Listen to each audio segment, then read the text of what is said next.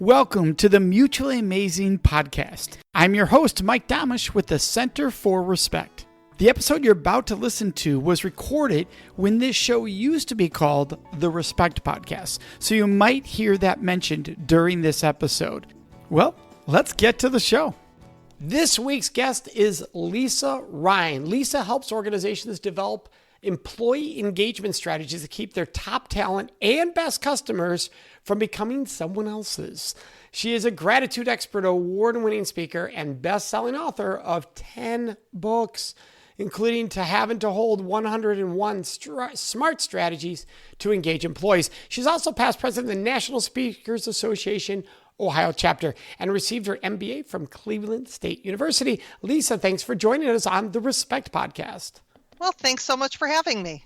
Absolutely. So let's get right into it. How does respect play in the workplace? To have really good connections between people, they have to feel that you respect them. You don't necessarily have to like everyone, but to acknowledge them for the skills, the knowledge, the expertise that they bring to the workplace, that is critical in making those connections happen. And how do you get people to do that, to actually treat each other with respect in a workplace where they feel, hey, I'm here for my goals, they're here for their goals? Well, my company, which is called Grategy, stands for Gratitude Strategies. So in my world, everything comes down to gratitude. It comes to looking for the good.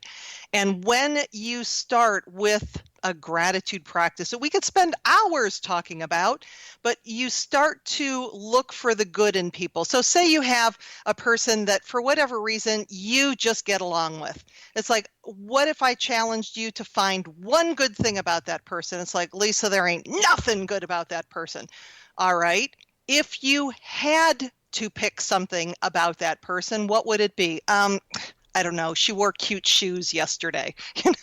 You start there because when you start to acknowledge people, when you're able to look for the good, it starts to change the energy around that relationship. And over time, it does change the relationship. And so how does that, so that's in the workplace. What about in our personal life? What about the neighbor next door? The neighbor next door, it's the exact same thing. It all comes down to connection. Mother Teresa once said we're more starved for appreciation than we are for bread. So whether that works, and actually with our neighbor, with our spouse, with our significant others, with our children, when we can go and find the good in those people and let them know that, hey, I appreciate you. Hey, I respect you. Hey, I love you. And say the words that often we take for granted. Working on that in our personal life then actually helps us to bring that better, less stressed person into the workplace. So it really is part of a whole picture.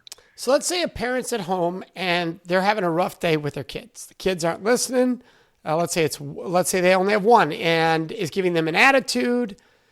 How do they even take a breath? Do you have an exercise to give them to take a breath and start with the breath? Because in that moment, they're in total frustration. The breath definitely helps that person.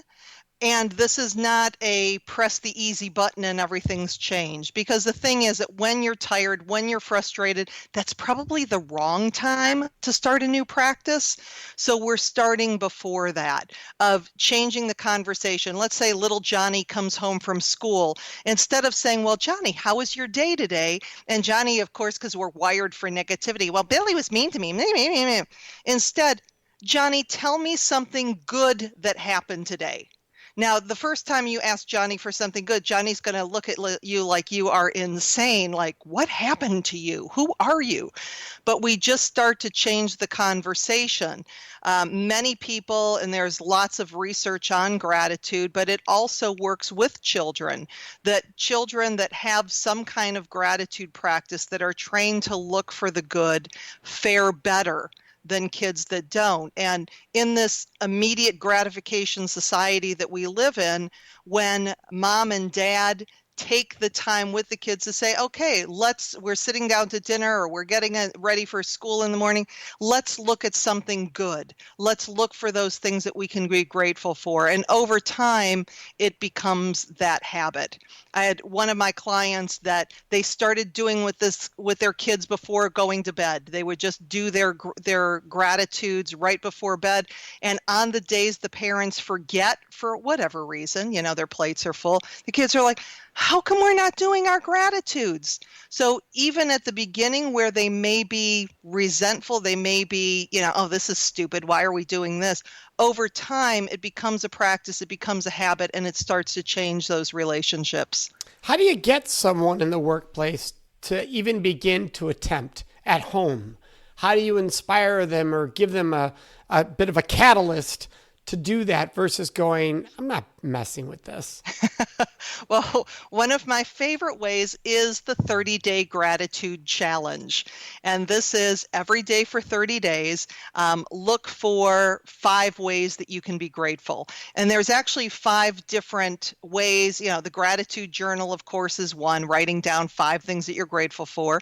There's the verbally thanking people, specifically looking for people and catch them in the act of doing something right, and being specific instead of just saying, hey, thanks. Thank you so much for putting in that extra effort on that report that I needed. Really appreciate, your efforts. It helped a lot.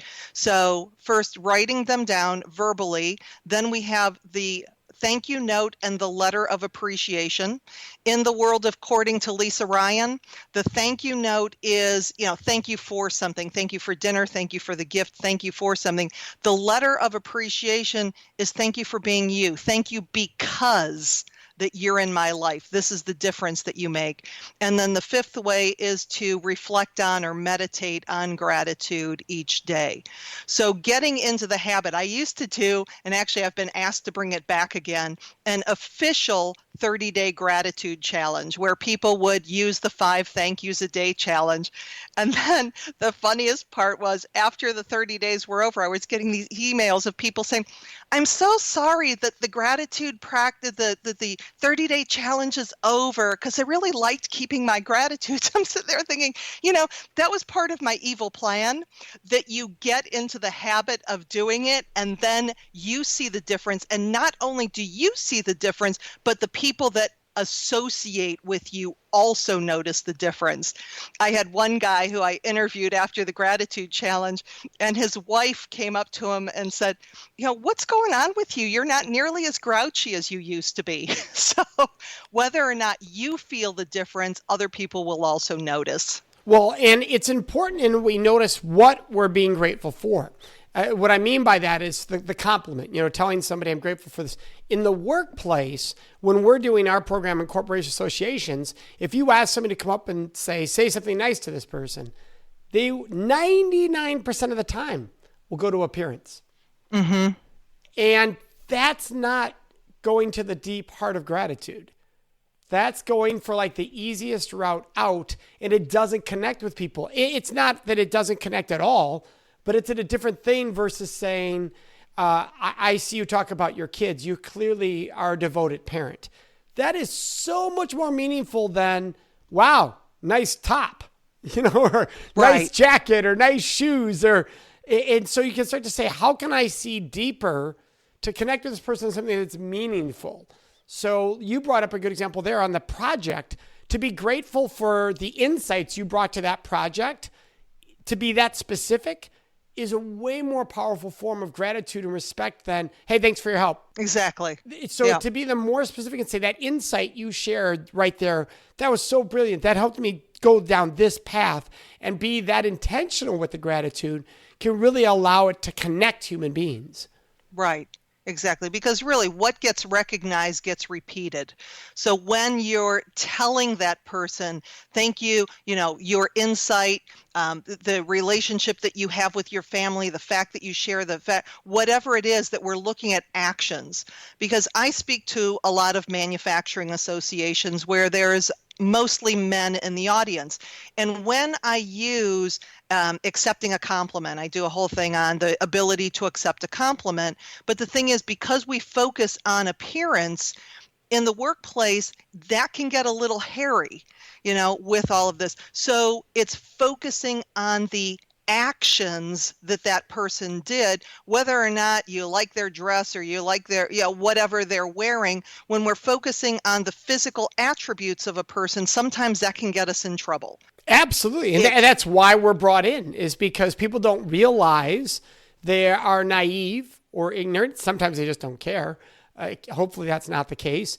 That those physical comments can be harming. Right. Especially with tone of voice, where you're looking when you're saying it. There's a million things that can cause harm there. Whereas telling you what a great job you did on a project, there's very little chance of me causing harm as long as I don't double-edged sword it, right? Like, unlike the last time, so that then is not gratitude. That's like, it's gratitude with a slap at the same time. And so that's important to let it be free of any buts and ifs. Right. Well, and the other thing that you're doing when you're being specific and recognizing that colleague and recognizing that employee is they know that you're paying attention to them. You're not just going because, I went to this program and Lisa Ryan said I needed to thank 5 people. Okay, thank you. Check, done. Where instead I'm specifically focusing, and now my employees know that I'm not only getting on them when something goes bad, but I'm also paying attention to what's going well. I was at one of my programs and a guy came up to me afterwards. He said, Lisa, when I do something wrong, I get recognized 100% of the time. And when I do something well, it's rare that I get acknowledged. And studies, there's lots of studies that are out there that show that a lot of times it's about 42% of employees have been recognized for the good work that they've done by their manager in the past year. That's insanity. We change the workplace when we start to look for people and catch our employees doing things well. That's when we can change the culture. Well, yeah, and we all know the research shows people don't leave jobs. They leave bosses. They leave poor leadership.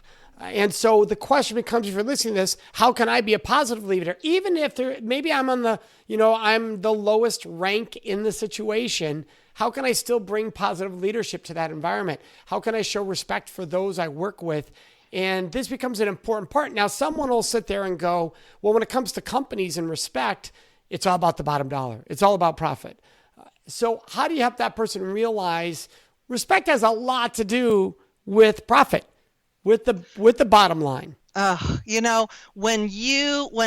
I run into those same managers, well, why should I thank my people for doing a job? Isn't that what a paycheck's for? It's like, what? If you want your people to do exactly what you pay them for, if a paycheck is all it's about, they will do exactly enough work so that they don't get fired because you're probably paying them exactly enough so that they don't quit.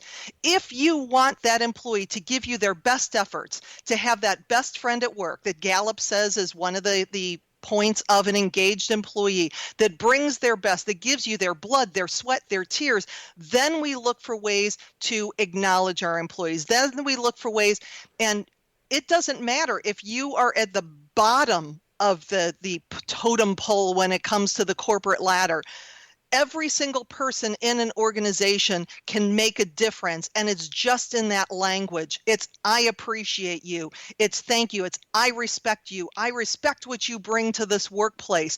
I'm catching you doing things right, and I'm looking for your strengths instead of always trying to fix what's broken. If I'm always trying to fix what's broken and I'm bringing that negative, toxic energy with me, my people are going to leave. They're going to go down the street for 50 cents more an hour. Why would they stay? Yeah, and I've seen the opposite, where somebody is in a work environment that they feel loved, they feel respected, and they have a gift and a talent. They really should be an entrepreneur. Everything about them says they should be on their own, and they would be incredibly successful, but they won't leave because of the love and respect they have, and they don't want to leave that. That's when you've created a chemistry of your best will just shine from within. Even when they're so good they could shine on their own, they'll stay because you can't buy that. You can't buy genuine respect and admiration and appreciation. And what oftentimes will happen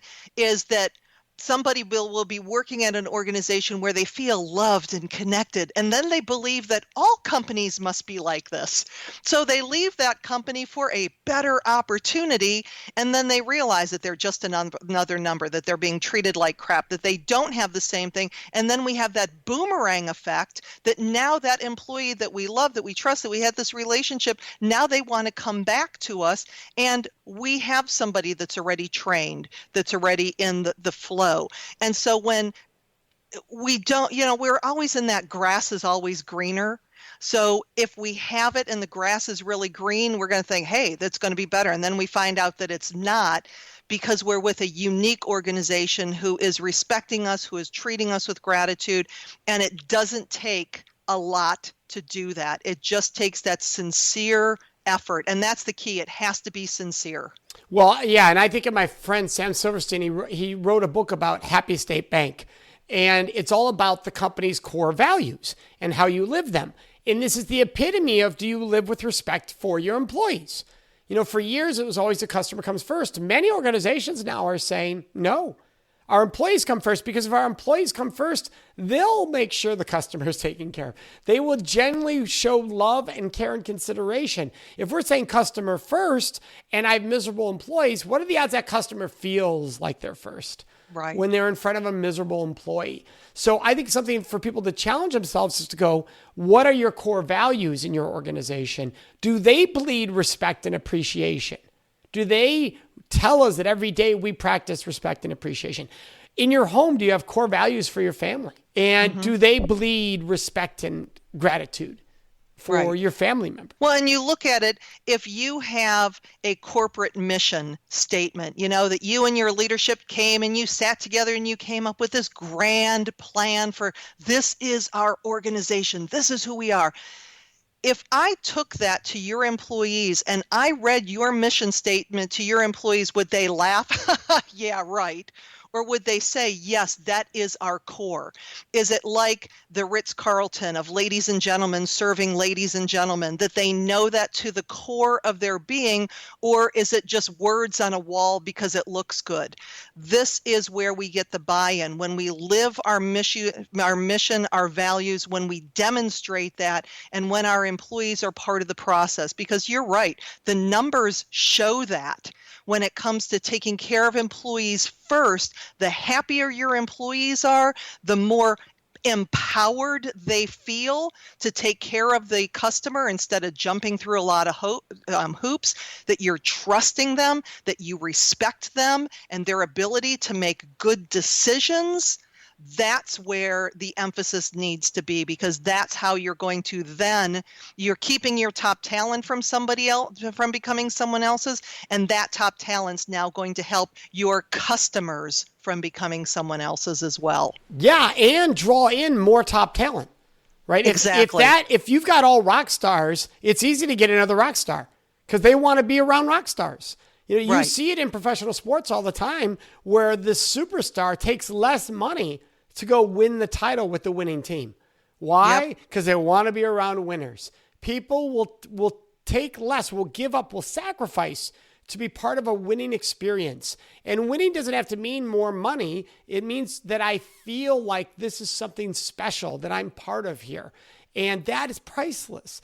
You're right, though, that if it's forced, it's a different ballgame. In the military, when you're doing trainings, they'll say that briefs well. Now, that briefs well means nothing's going to actually happen after this brief is done. It sounds awesome during the briefing, but none of this is actually going to happen in real life. And I love that term because, it's about only in the brief is this logical. Nothing about this is outside of. And that's what I love about being having this conversation on the podcast is, how do you make all this applicable? So how do we catch ourselves from losing sight of that? Boy, it really becomes a conscious effort. And that's why I always start with the personal practice of gratitude or something that you're doing personally. So you start to see the benefits of it. But in the workplace, Marshall Lasada did a study where he looked at high-performing teams and he watched them communicate. And what he saw was a 6-to-1 positivity ratio. So basically, for every one negative thing that somebody on that team would hear, they would hear at least 6 positives. Now, this wasn't like, oh, yay, everything you do is so well. This is, that's a really great start of an idea. How can we expand on that? Again, it goes back to respectful communication. On an average performing team, he found it was 3-to-1. For every one negative, they heard 3 positives. He found that this was barely survival. This is your employees are doing enough work so that they don't get fired. You are paying them enough so that they don't quit. Even balance. But on a low performing team, it's 0.3-to-1. So they're hearing 3 times more negatives. It's almost like that old poster back in the day, the beatings will continue until morale improves. It doesn't work. We have to stop focusing on what's broken. So as far as starting this process, there's people that are already really good at it. If you're not, if this is new, one of the best things that you can do, I like to call the apology approach, where you're talking to your employees and saying, you know what, I have not been letting you guys know how much I appreciate you, how this company runs as well as it does because of what you bring to it.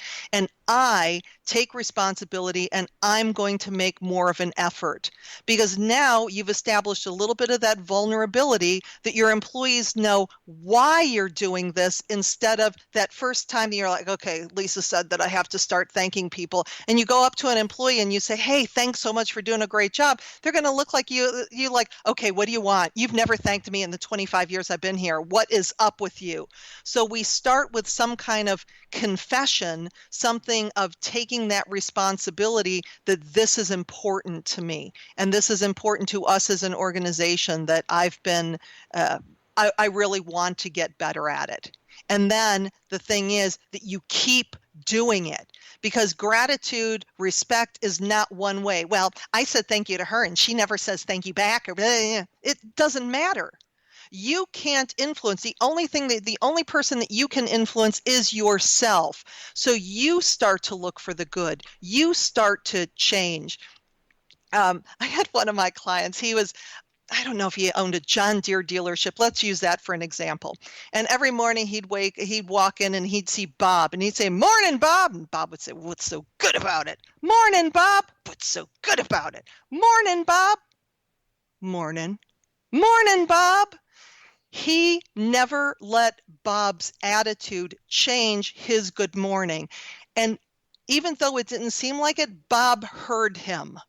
And over time, his relationships change, because the thing is, we don't know what Bob's home life is like. We don't know if this manager was the only positive thing that Bob ever came into during the day. So that's what I'm saying. Each of us has the opportunity to make a positive influence, whether or not we feel that other person is hearing us. They are. Absolutely. And what's powerful about that, I love that Bob story, by the way, that's fantastic, is you say to somebody, do you believe that we should treat all people with dignity and respect? Almost everyone says yes. Okay, are you doing that for the one that you hate next to you at work? Well, no, but you just said all people. Well, not them. Well, no, all people are all people, which means not only that, I could take it deeper. What if I treat you with love and compassion? So it starts with respect, and the ultimate form of respect is to treat everyone with love and compassion. And so what if I could treat you with that? So no matter how bad your day is, I'm compassionate because you've had a bad morning before that point, right? So, and that's not giving up on Bob. So that was a brilliant example. What do you think are the barriers that stop people from continuing, that make it so easy after the 30-day challenge to stop doing the gratitude exercise? Gratitude's very easy to do. It's also easy not to do. We say that, oh, this is so basic, we should all know this. And there's a part of us that thinks that, oh, we don't really need to write it down, or we don't need to do this. But it's making that over the long time. I mean, I've been keeping a gratitude journal since 2009. It's the one thing that I can attribute to everything in my life changing. it's just been an amazing practice. And there are times that even me as a gratitude expert get away from it. I'm traveling, I'm tired, my schedule does, whatever it is. And things don't go as well. And I'll be like, my mood's not as happy. It's like, what's going on? Oh, I got away from the practice. You forgive yourself, you move on, which is why I also recommend journals without dates in it. Because if you forget a couple days, then you have to feel all guilty and go make up stuff for a couple days to fill it in. Oh no, just get a journal without dates and start the practice. And if you get away from it, or a lot of times in my programs, I'll ask, who keeps a gratitude journal, show of hands. And I get a lot of, well, I used to, boy, I should do that again. You know what? Forgive yourself, move on. Every single day, every interaction is a new interaction. So just because you got away from it, just because you had a couple bad days, doesn't mean that you can't start fresh and reconnect with that person. I love it. And if, in addition to your 10 books, what would be an additional book that you haven't written that you thought had a powerful impact on that journey for you? Wow, there's so many. Probably as far as establishing relationships, my 2 books in my top 5 are Think and Grow Rich, because of course that changes the way that you think. But Dale Carnegie's How to Win Friends and Influence People. I mean, number one, taking my first Dale Carnegie class is what made me want to be a speaker back in the late 80s. But even the little reminders that Dale Carnegie gives you of the most precious sound to any person is the sound of their name, of just remembering those connections and establishing that relationship with people, especially if you're in top leadership and you're working in a plant and you're walking through the plant and you can say, hey, Bob, hey, Susie, hey, Gary. These people are going, wow, the president knows who I am. It's these little things that make a huge difference, that build those connections. So again, doesn't take a lot of effort, doesn't take a lot of time, but if you make that conscious decision that I'm going to be the positive light. Because the other thing that, you may have our relationships come down to moments, and sometimes they're good moments and sometimes they're bad moments. And just because you're having a bad day, well, she just needs to understand I'm having a day. No, you just created a moment that could destroy that relationship. We look to coming from respect. We look for coming to compassion. That old thing that mom used to tell us, count to 10 before you lose your temper. Leave the email for 24 hours before you press send. Do something so that we never create a moment that is going to destroy the good that we've done to build that relationship. I love it. That's a powerful ending, Lisa. Thank you so much for joining us. You are very welcome. For everyone listening, remember you can find Lisa at lisaryanspeaks.com. We'd love to hear your questions, your thoughts, and your ideas. And the best place to leave those with us is on our Facebook page at facebook.com/Mutually Amazing Podcast. Of course, you can always contact us on our website at mutuallyamazingpodcast.com. Remember to subscribe to this show so you automatically get it every week. And if you could, take one moment to leave a review. That really helps other people find the show, which we are greatly appreciative of. So thank you so much for joining us. May you make today and every day a life full of mutually amazing relationships.